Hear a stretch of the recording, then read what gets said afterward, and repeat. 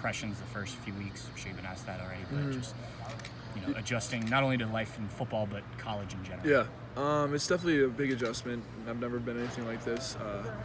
Classes are harder, they're longer, not as much homework, so you got to keep up on your studies, and like the dorm life's a lot different. Not used to having your parents around, and but my roommate Chase Young, he's been helping me out with that, and the workouts are definitely tough.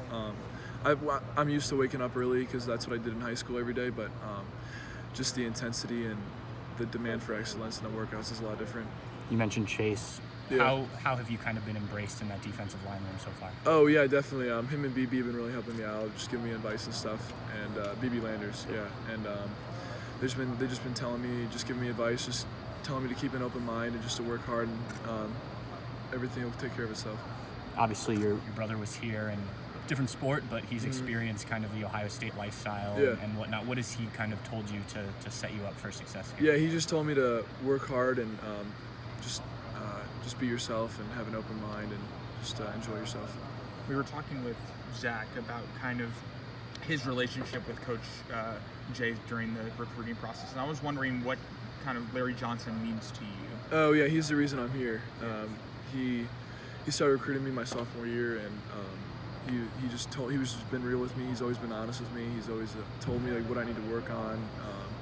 And he's been coaching me up since my sophomore year, so he just means the world to me, and he's just like another father figure. And you haven't seen him as much as maybe Zach did since he was, but Greg Madison and Al Washington through their time here, what have you seen during these first winter workouts? What do they bring to this coaching staff? So they haven't been really around the past couple weeks because of recruiting, but they started coming this week, and today during matches they were very involved, and I just can't wait to be coached by them.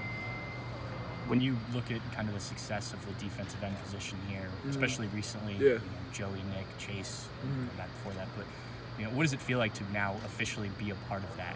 You've been a commit for a long time, but now you're here, and now you're kind of in that legacy room. Yeah, well, that's part of it. That just shows you what Coach Jay has done for the program, especially the defensive end position, and I hope to continue that legacy.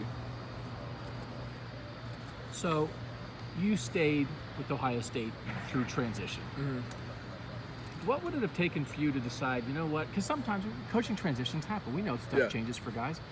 What would it have taken for you to decide, you know what, things change down there, it's not for me anymore? Yeah, so the program kind of stayed intact, the strength staff, and then the main thing was Coach Jay saying. A little over 10 minutes, folks. And once me, Coach Jay, and Coach Jay had the in-home meeting, he told me Coach Jay was staying. I never wavered. So there was a little uncertainty and a little I was kind of scared, like what's going to happen, like when Coach Meyer announced he was retiring. But I committed to Coach Jay, and because of what he's done for me and what he's done for other players. So. What is it? You're not the first guy to say something like that about Coach Johnson. What is it?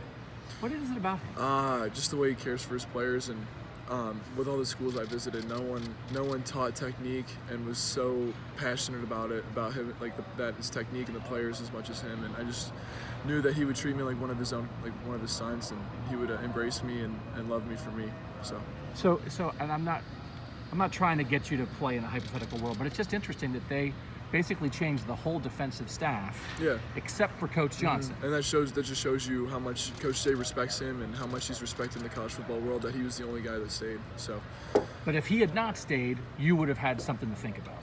Oh yeah, for sure. I mean, I had something to think about even with him staying. So as soon as he told me he was staying, because you always gotta look at every situation and the outcomes of those situations. But he told me he was staying, and I was happy about that.